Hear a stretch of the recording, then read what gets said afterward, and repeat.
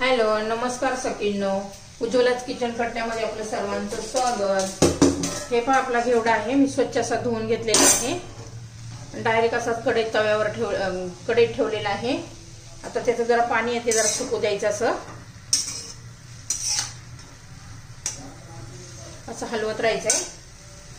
आज मी घेवड्याची भाजी अशी छान बघा एकदम टेस्टी बनवते।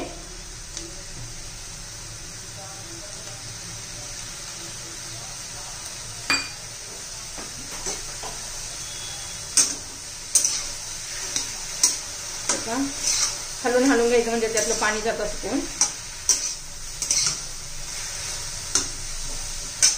हे बघा आता तेल घालून घेऊया।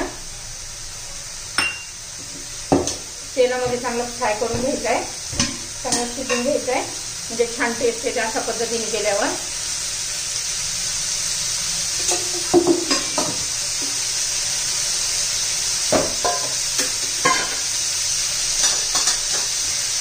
तेलामध्ये आपण चांगला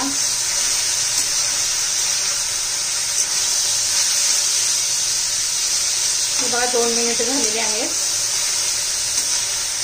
चांगलंच आपण तेलामध्ये परतून घेतलेलं आहे। त्यात थोडी मोहरी घालू, जिरं घालू,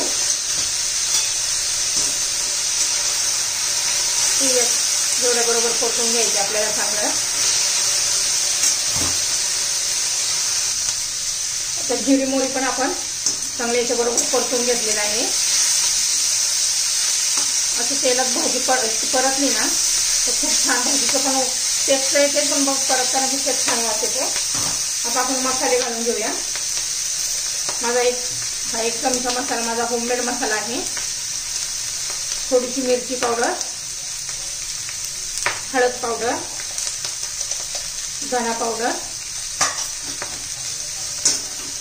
हे पण आपण तेलात चांगला असं परतून घेऊया।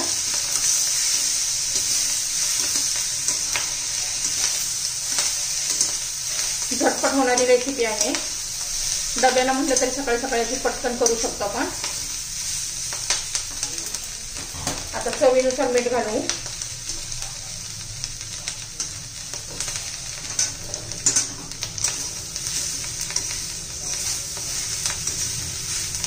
हे सर्व आता व्यवस्थित असं मिक्स झालेलं आहे।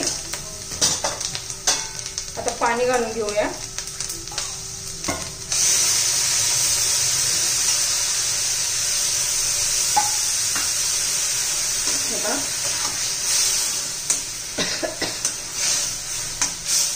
आता याच्यात आपण शेंगदाण्याचं कूट घालायचं आहे।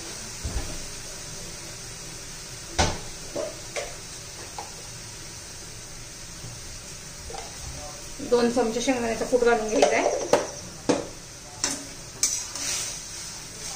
तुम्हाला जर ही भाजीची रेसिपी आवडली असेल तर लाईक, शेअर आणि सबस्क्राईब नक्की करा, म्हणजे तुम्हाला माझ्या रोजचे व्हिडिओ पाहायला मिळतील।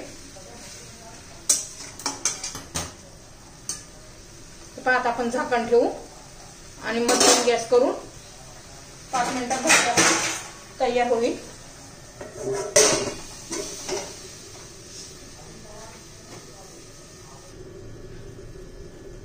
हे आपण आता झाकण काढून पाहूया, अधून मधून हलवून घ्यायचं।